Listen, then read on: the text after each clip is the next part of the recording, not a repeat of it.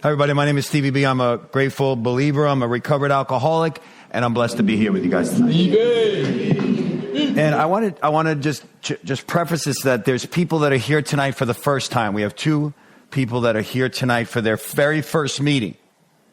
So let's give a round of applause for that, because that's all.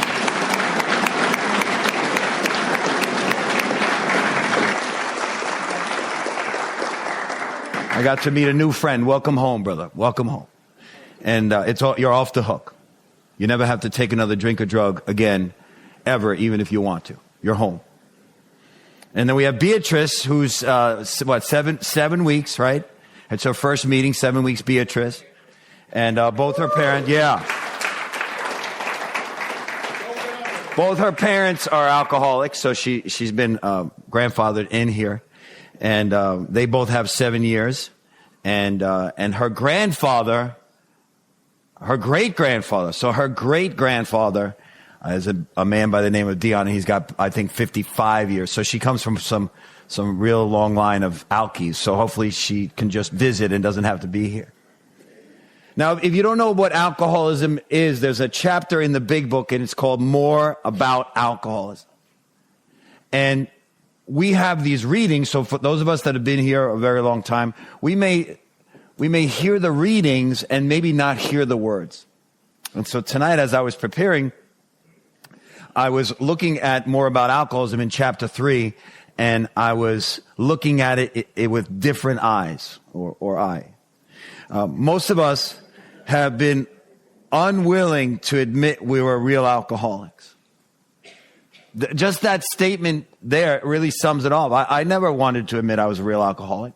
And for years, I was in AA, and I admitted that I was a real drug addict, but I would never admit I was a real alcoholic because my first step was really more about drugs, and it wasn't about alcohol. So I was here for 7 years in Alcoholics Anonymous and never could say that I was an alcoholic. I would only say I was an alcoholic in front of people, but then really, like, behind the scenes, I would say I'm not really an alcoholic. I really like Alcoholics Anonymous, but I'm really a drug addict, like Hunter, and I just come to Alcoholics Anonymous. But so this is what happened. If you're not willing to admit that you're an alcoholic, then you're not going to want to admit that you need any of this. So one of the first steps that we're going to need is that we're going to need to admit to our innermost self, what is that, the inside self, that we're alcoholic. And don't freak out. There's a bunch of us. If you're in this room tonight, you're in good company. There's a bunch of, well, what does that mean? What does alcoholic mean? You may not even know what that means. So here in More About Alcoholism, which I just think is amazing, it gives the characteristics of alcoholics. So, countless vain attempts to prove that we can drink like normal people, like other people. So we try to drink like other people. We go to the bar, we go to the house, we go to wherever. We try to drink like other people. We see another person at the end of the bar or at the end of the house that's drinking like a normal person, and we look like that person. So it rightfully, I would assume that I could drink like that other person. And for the first 2 drinks, we are drinking, very, very similarly. Maybe not at the same speed, because I order 2 at a time, but so maybe not the same speed, but definitely in the same family, right? So, and then the next line says that the idea that somehow, someday, he will control and enjoy his drinking is the great obsession of every abnormal drinker. And I think that because we read this all the time, it's kind of lost its power.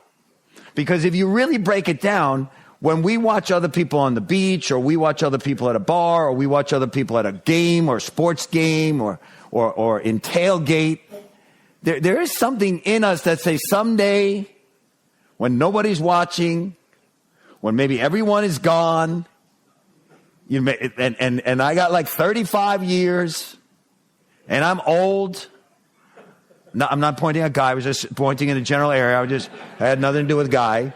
That I'm going to go to a game after years and years, and I'll be able to have one.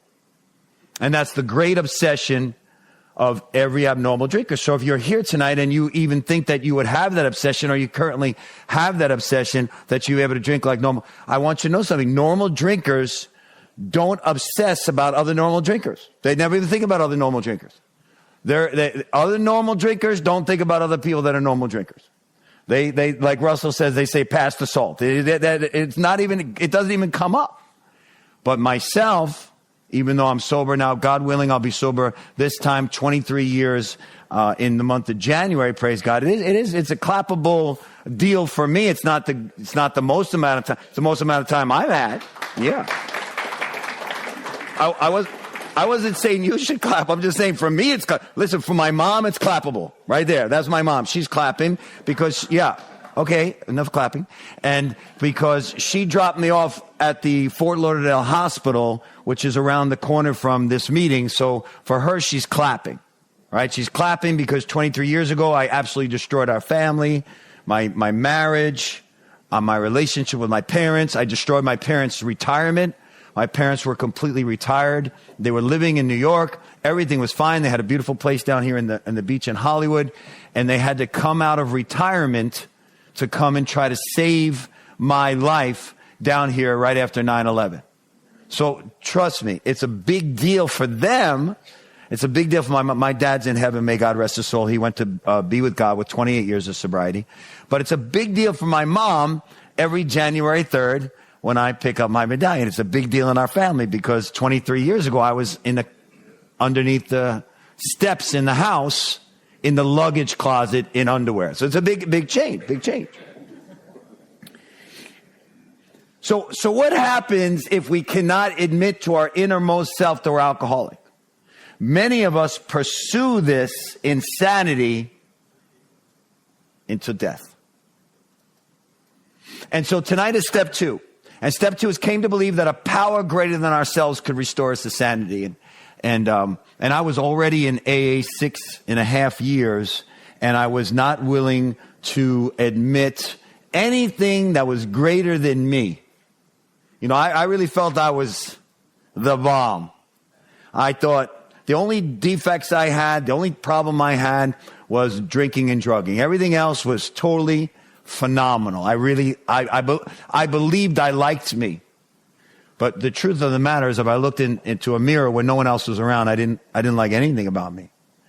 So I kept a whole facade going. I kept a whole show going with the muscles, with the steroids, with the car, with the gold chains, with the hair gel, massive amounts of hair gel.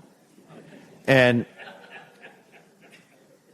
to me, as long as I had all that going on, then there was somewhat of an semblance of order.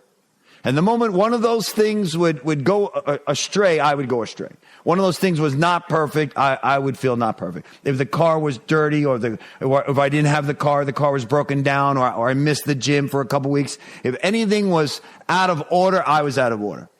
Because this whole program is designed as an inside job for a God-sized hole. Nothing you're going to put on the outside is going to fix what's going on the inside. And trust me, there's multi-millionaires in this room tonight that'll tell you that the money did not fix this God-sized hole.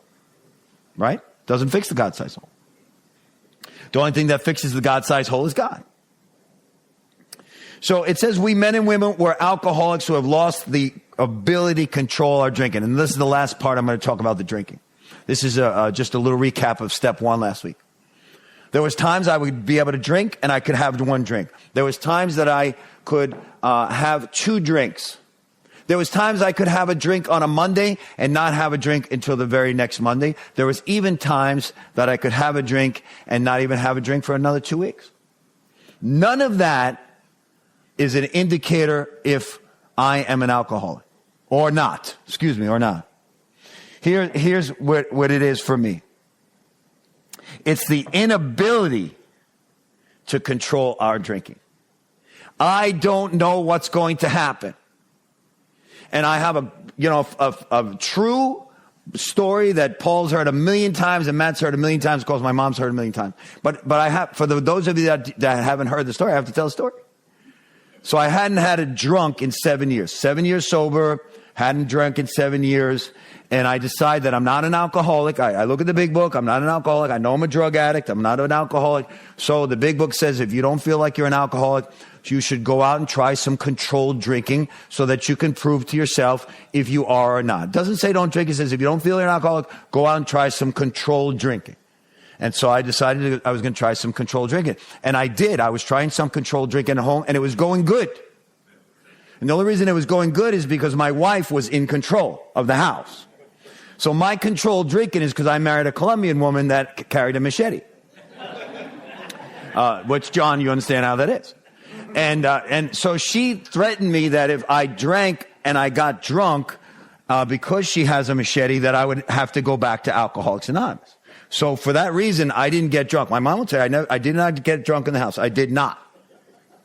What I did was I took a plane to Minnesota, which is where I got sober. I got sober in Minnesota at 21 years old. I went to a treatment center for young people. And then one of my other friends who also had 7 years of sobriety, but also was in relapse, he flew out there and met me.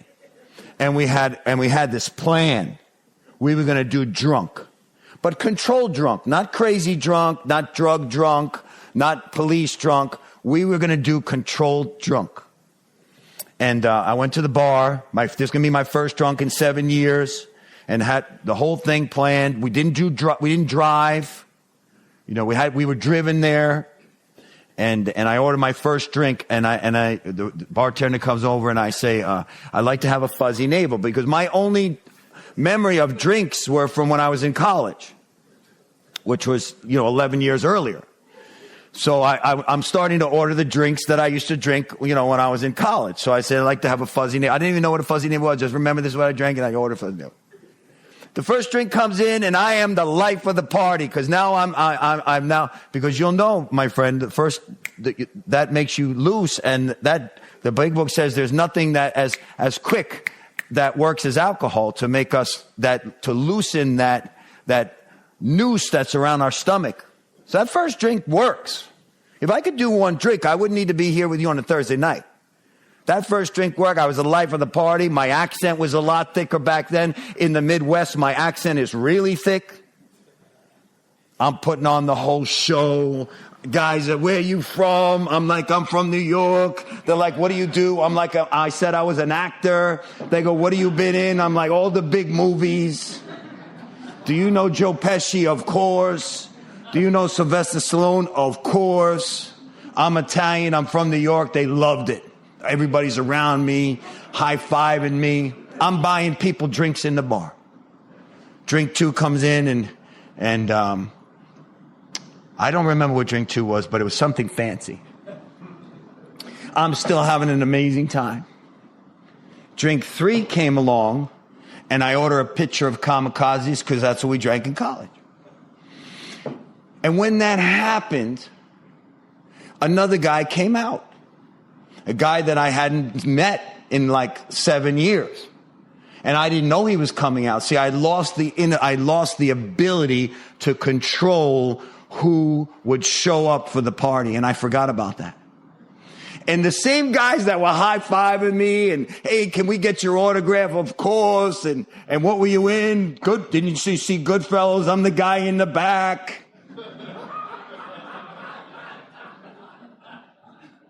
When the kamikazes came in, somehow I thought I was De Niro, and I said to the guy, are you talking to me? Like that, just like that.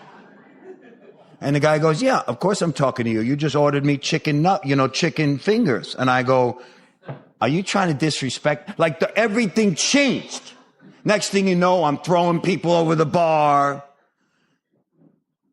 I have lost the ability to control what is going to happen with the first drink, because I have an allergy accompanied with an obsession. And if you don't know what that means, there's a great chapter, there's a great preface in our big book, and it's called The Doctor's Opinion. And it's the opinion of a doctor by the name of Silkworth that did work with people like us.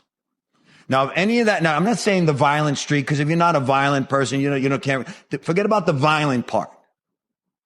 You need to insert yourself losing the wallet, driving drunk, I loved this speaker last week, Karina. She said that she slept with people that she wouldn't ordinarily have lunch with. Matter of fact, there's women in meetings right now around the country that are talking about me in the same extent. They're like, I remember some guy and I woke up, he had one eye and it was gone, you know. So maybe to our friend that's here tonight, you're already starting to relate and realize that there's an answer. There's an answer. We are here with years and days and months of sobriety that'll tell you that we are not a glum lot. We have a great time. And behind me, you'll see a thing that says chop wood and carry water, which means there's going to be work to do. Alcoholics Anonymous is not a spectator program. It's not self-help. There's going to be work to do. What does that mean, work? Chopping wood and carrying water means if you don't do that, no one gets fed at the campsite. No one gets fed in your family. If you don't do the work, you'll be a sick or even sicker than you were before you came in or when you came in, because it's going to take work to battle alcoholism. That's not alcoholism. It's alcoholism, which means we have it today. When I say I'm a recovered alcoholic, it's not that I've recovered from alcoholism. I've recovered from being a mental case that has mental issues surrounding thinking that I don't have mental issues. I recovered from a seemingly hopeless state of mind and body that used to tell me that I could take one drink, I'd wind up in Broward jail, and then say, what is a great guy like me doing here next to Chooch the dealer? I mean, what am I doing here? I call my mom, I call my wife, and this is a whole misunderstanding. Yes, I know they say that I have a 6 felony car crash, and I'm in the Miami jail system, but this is a misunderstanding. I had so many misunderstandings when I was drinking, it was unbelievable. When I needed to get money from my mom, and this is true, and I was going to school in the Poconos, and I hit a deer. One week I hit a deer. And if you've ever hit a deer do a lot of damage to the car. And I was a waiter. I was a destination waiter, which means you wait on the same table for an entire week. And at the end of the week, they give you an envelope. The Jews, the Italians, the Irish, they give you the envelope. And I wasn't going to be able to get the envelope because I got hit by a deer, or I hit the deer. Either way, we hit each other. And my car was destroyed. And I called up my mom. I said, Mom, my car is destroyed. She said, well, we're going to wire you money to fix the car. I was hitting deer every week. Every week was another deer. I was like the deer hunter of the Poconos. So you can imagine the devastation that I did for my family with the lies, the manipulation, the stories. And an alcoholic is a person that can tell a story so much that it becomes truth. And we can pass a lie detector test. We can beat the FBI has nothing on us. We can tell it over and over and over again until it becomes an alcoholic truth. And one of the truths that we tell ourselves is that we can continue to drink. But the second step says, came to believe that a power greater than ourselves, not ourselves, can restore us to sanity. And if we can tap into that power, that's where the change starts to happen. Do we change? No, but that's where the change starts to happen. This is a big deal for me, this area. Fort Lauderdale is a big deal for me because this is where I got sober. And this is where I also relapsed. But more importantly, because I got sober. And I was living in a halfway house around the corner from here. And not because I wanted to move into a halfway house. Not that I ever had dreams in college. I said, what is your dream? My dream is to someday own a house and then have that house taken from me because of drinking and then move into someone else's house that you don't own. And it's not a full house. It's called a halfway house. That wasn't a dream of mine. But somehow, because I could take one drink after 7 years, I signed that house away to my beautiful wife. My parents went and got divorce papers drawn. I wasn't served. I was served with a restraining order. And they came over to the Fort Lauderdale Hospital. Want to know what Josh is? Josh, right down the street. And they served me with a restraining order, which I had never had a restraining order. All new things. And the guy comes in, he goes, we want to invite you to come live at Liberty House, which is a halfway house. I said, bro, I have a full house in Hollywood. I'm not into Your house. He goes, well, this is called the restraining order. You're homeless as of tomorrow. And then, of course, I say, okay, tell me about the amenities of your halfway house. And the next thing you know, I'm living in Liberty House with Stinky Feet Mason and Eddie. And my journey starts there at a meeting called the Victory AA meeting, which I know some of you guys, I know a guy from there and some of you guys. And my buddy Eddie comes in. I didn't know him, but he came in and he was also a relapse. He was also a newly back sober relapse guy. Relapse means that you were sober and that you went back to drinking. It's called a relapse. Some people call it a slip. I don't call it a slip. I call it a relapse. Slipping to me is like you slip on a banana peel and you wind up in a vodka bottle. And it seems difficult. So I'm in the meeting and they say, is anybody here for under 30 days? I raise my hand for under 30 days. And the guy next to me is a guy named Eddie and he raises his hand for under 30 days. And we both meet each other. And it turns out we're roommates at this halfway house. We didn't even know it. It wasn't associated with it. We go home that day and it turns out we're roommates. And everything is going great. And I get my old sponsor back. I call Jerry Bear. Tough Jewish guy from Manhattan. I call him and I tell him I want him. Can you sponsor me? I go, I relapsed. He goes, shocking. Just like that. I say, I need direction. He said, well, I'm going to give you the first direction. You're going to start praying on your knees in the detox. And you're going to start asking God to keep you clean and sober in the detox. And then at nighttime, you're going to ask him, you're going to say to him, thank you for keeping you clean and sober. Simple directions. Not a lot of interpretation. I'm already balking. He's Jewish. I'm Catholic. I start playing the Catholic Jewish thing. I'm like, Jerry, a lot of Catholics, we don't pray on our knees outside of Mass. It's kind of a sin. He goes, I don't care what religion you call yourself. If you want me to be your sponsor, you're going to start praying on your knees in the detox for God to keep you clean and sober. And you're going to pray on your knees at the end of the day. And you're going to say thank you. And so I start doing that. I get out, I get to the halfway house. I'm praying on my knees. Everything's going good. I'm showering. I don't know about you. I'm not a big showerer when I'm drinking.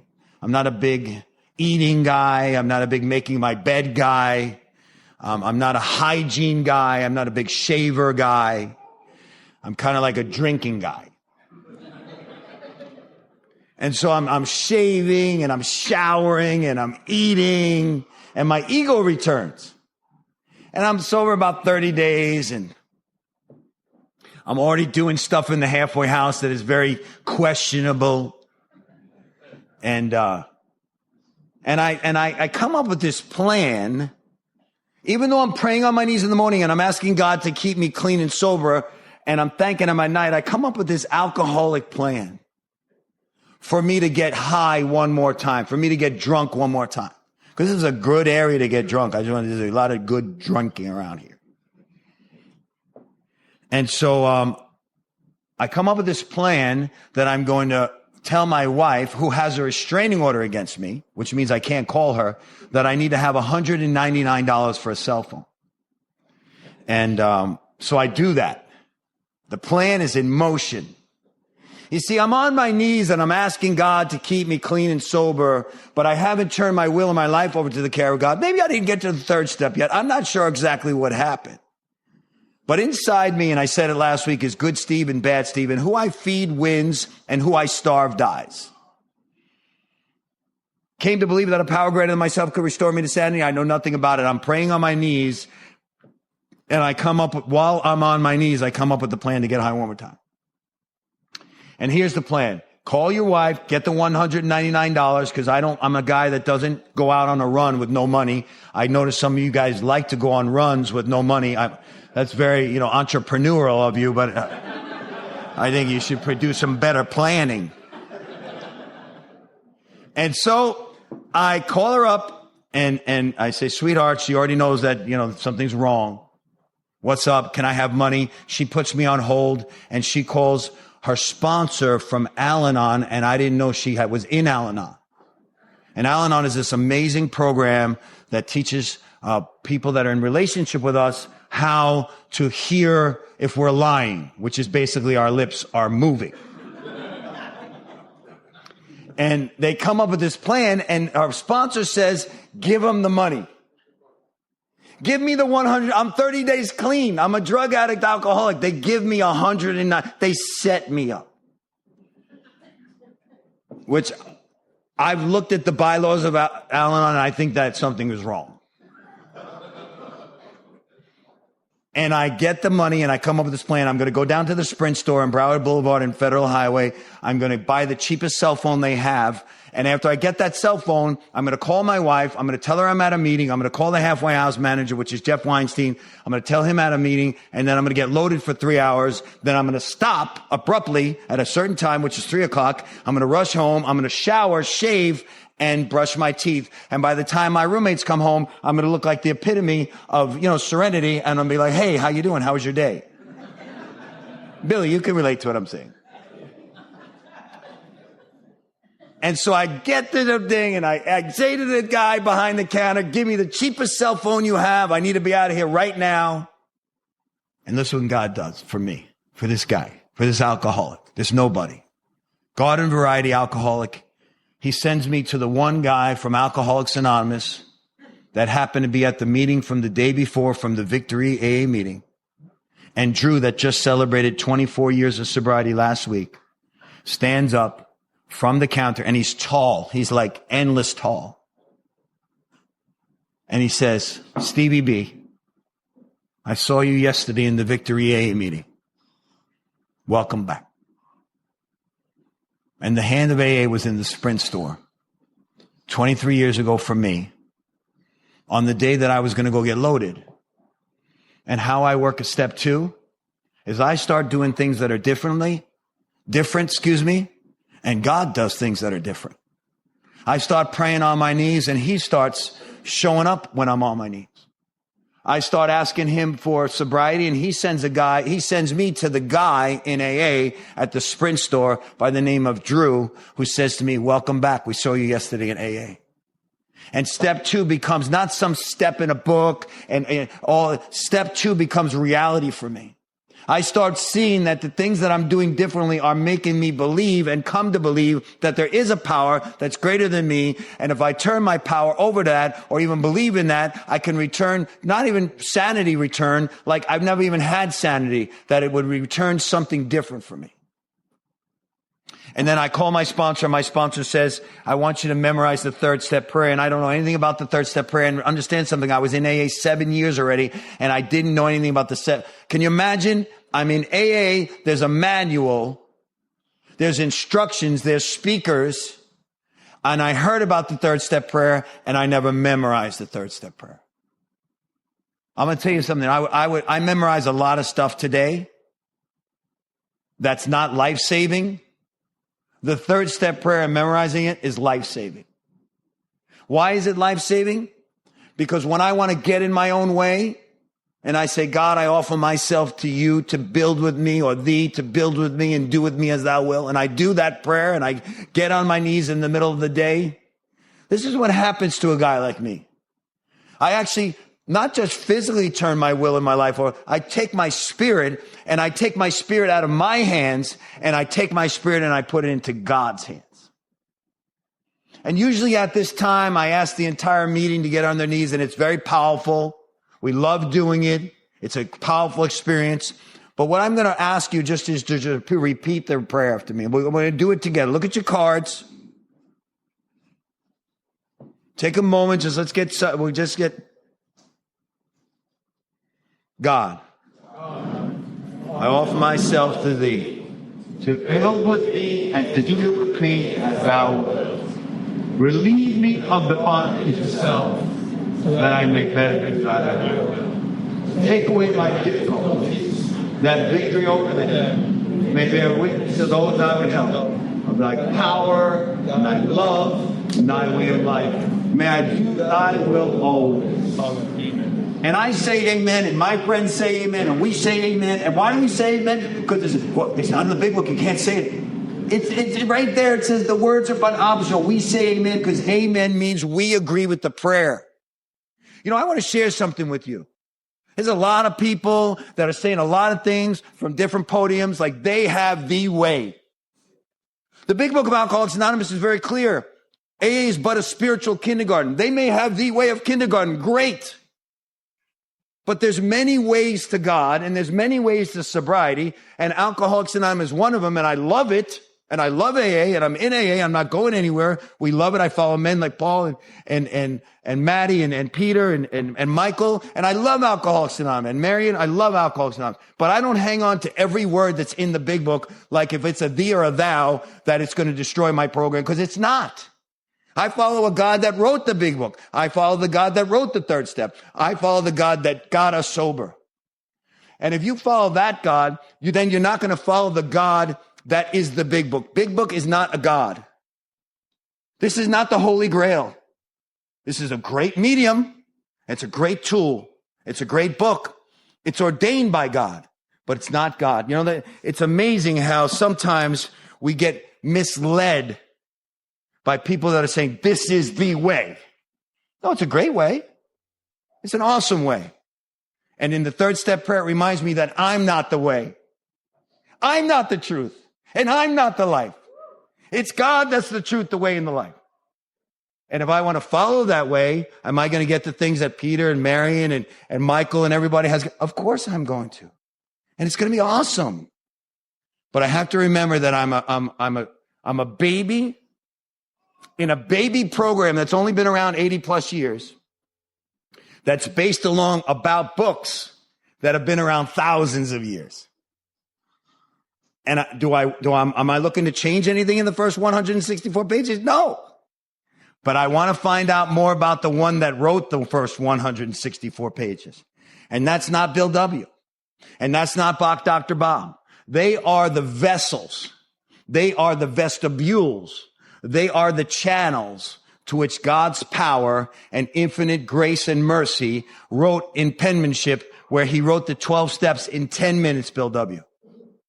If you know anything about a person that has 2.5 years of sobriety, nothing they're going to write in 10 minutes is going to stand 80 plus years with this group of crazy people. We can't even decide what size coffee cups we're going to use in an AA meeting. Let me tell you, my friend, if you ever go to a business meeting, which I don't recommend going right away at all, they spend 5 business meetings to decide whether they're going to do 8 ounce or 10 ounce. So how is a person with 2.5 years of sobriety ever going to be able to write the big book of Alcoholics? What does Miss Jackie say? But God. What is my choice to be? Turn my will and my life over to the care of me? I did that. I crashed my ship. I shipwrecked. It didn't work. So I get to the big book, and on page 62, it tells me that we had a new employer, being all powerful. All sorts of remarkable things followed if we stayed close to him and performed his work well. Who's his? God. I don't believe in God. It doesn't matter if you don't believe in God.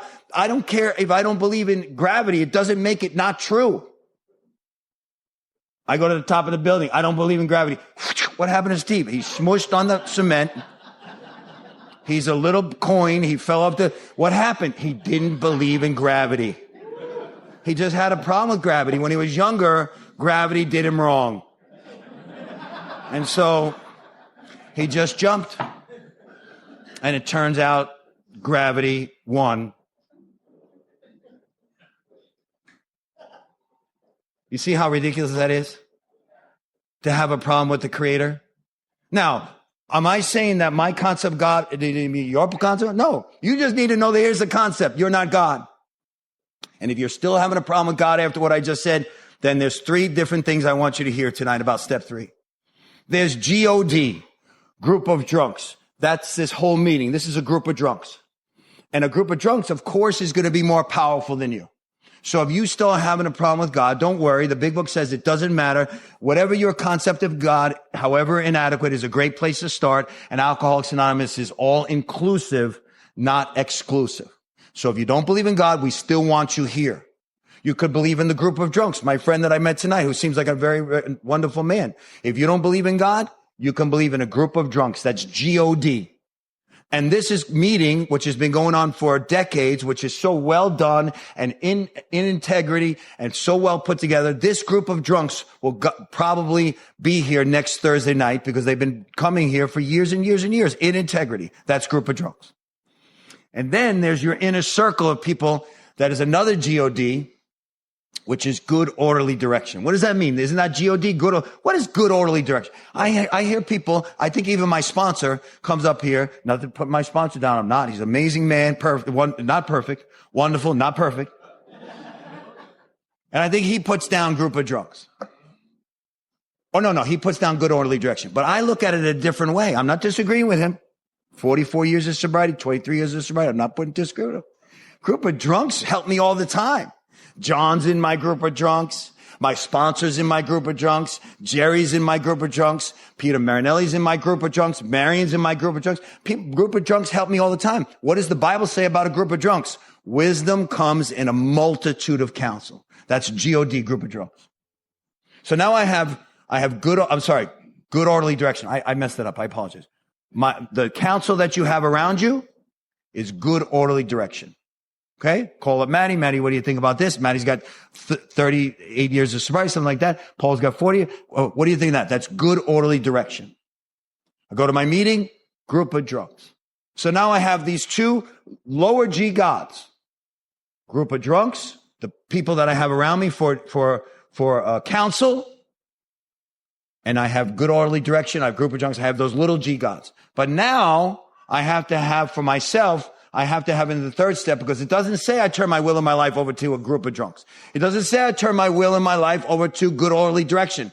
It says that I get to turn my will and my life over to a father, that we were his children.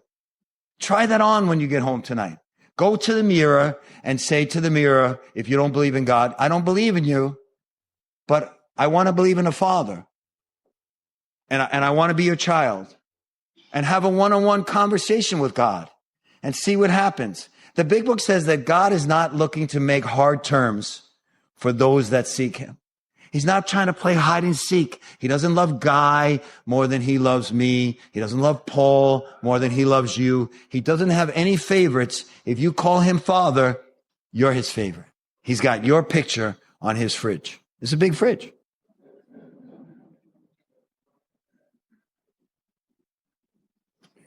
Now, where am I getting all this information? Because it sounds like I'm spewing a lot of stuff.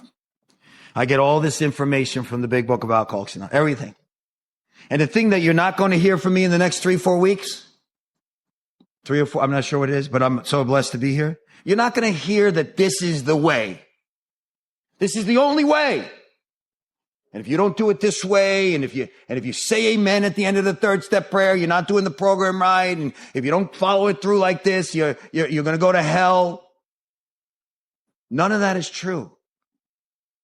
I met people in my life that have good, incredible sobriety. I know I'm not recommending this. Don't freak out. Don't run out of here. Don't uninvite me. That didn't even know about the steps. Maddie does too. They didn't know about the steps. They knew about meetings. They didn't know that they didn't do the steps, but they carried the 12th step every day of their life. They didn't formally work the steps, but they do all the steps without formally knowing it. Now, do I recommend that? No, I recommend formally doing the steps and then carrying it out in your life. I want to share this incredible story I heard this weekend from this man from Ireland, Paul from Dublin. And if you have a chance to listen to this man, it's incredible. And he shared about how in his hometown of Dublin, this is Alcoholics Anonymous. This is what I want to share with you, my friend. That in Dublin, in Alcoholics Anonymous, they had the war, the big problem. They had the Catholics and the Protestants. They were killing each other. I'm not sure about the politics of that. If you want to know more, Linda's here. Maddie's here. There's a whole Irish contingency right in that area. You'll be able to talk to them and try to discern what they're saying. And in this meeting, there was a man, and one of the men from the other side in this little town, not little town, but Dublin, the man came in and stabbed this man in the neck. And he was in surgeries for the next 10 years or 5 years, and he was pronounced dead 3 times. The man stabbed him because he was the opposite side. whether it was the Protestant or the Catholic, I'm not sure the whole thing. Linda can explain to you. And I'm not doing it as a joke. This is true. And he went to kill the man, and the man did die 3 times. But the man survived. And he was in Alcoholics Anonymous, and they're in this meeting in Dublin, and they're having this meeting, and this other man walks in, and the whole meeting goes silent. Because they know that the man that just walked in is the man that in a pub one night took the knife and stabbed the man in the neck. And everybody is silent. And the man that is still disabled to this day, a upstanding member of Alcoholics Anonymous, stood up from his chair. And nobody knows what they're going to do, because in this part of the Ireland, they kill you 5 generations for retribution. They didn't know what was going to happen. And the man from Alcoholics Anonymous went up to the man that was shaking, that just came in the door, that stabbed him in the neck, and gave him a cup of coffee, and helped him to sit down in a chair, and said, "Welcome to Alcoholics Anonymous. We've been waiting for you." That's the program that you're in. That's what you just came into tonight. We put aside all differences, all politics, all previous associations, and we serve one God of your understanding. We turn our will and our lives over to the care of God. Let me share something with you. That man from Dublin, Ireland, if he didn't turn his will and his life over to the care of God, he would have been just like everybody else that was killing the next person that came along, because that was the thing, right, Linda? That's the thing you have to do. You have to stick up for your family. And if someone kills you and your family, you have to go kill their family. But that man in Alcoholics Anonymous said, "I believe so much in God and his sovereignty, and that he put together Alcoholics Anonymous, that it's more important for me to carry the 12-step to the man that came in the door." And he put all that away and welcomed that man into Alcoholics Anonymous. If you're not having remarkable go on in your life, if you're having a life and you've been in AA a while and your life is just hanging in there, like you see someone and they've been here a while, not the man that just came in for the first, but you've seen someone for a while. They come in week after week, hanging in there.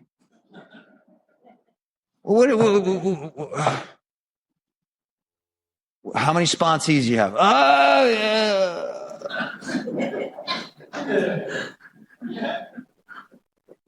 Well, here's the deal. Don't judge Alcoholics Anonymous. They're not in AA. They're in something. BB, CC. The program of Alcoholics Anonymous is outlined in this book. It's not to be taken that if you don't do every word, you're not going to make it. But if you want to have a life that's happy, joyous, and free. Listen, let me share some with you, and then I'll end. There's some amazing cooks. My mother is an amazing cook. I mean, amazing. If I want to get what she makes, she's the greatest Italian cook you've ever seen. If I want to get the way that her cooking is, I don't come up with my own recipe of the thing that I think is amazing that my mom cooks. And some of you guys are great bakers. You know how to put something in the oven and you bake it and it comes out and it's delicious and it's a cake. And there's a formula. 35 minutes at this amount of degrees, and you mix it up in a bowl, and it's got eggs and it's got flour and it's got sugar and it's got baking powder or soda. I'm not sure which one of them. I just do crack so I don't remember. And you mix it up in a bowl and you put it in a pan and you bake it at 350 degrees for 45 minutes. And when it comes out, it resembles your lives. It resembles an amazing cake. But if I try to change that, because I don't have the time to do the recipe that you taught me, and I put it in at 500 degrees at 15 minutes, then it's a tortilla. And a tortilla is not a cake. And you're not going to have the same experience with a tortilla. It's not going to be fluffy. It's going to be crunchy. And I want to share something with you, because I'm looking at some of you. Some of you have very crunchy faces because you've skipped the process. You think that being sober is the answer. Being sober is not the answer. You will get sober with a relationship with God. Being sober is a byproduct of a relationship with God. But then your face will be soft and not crunchy. God bless you.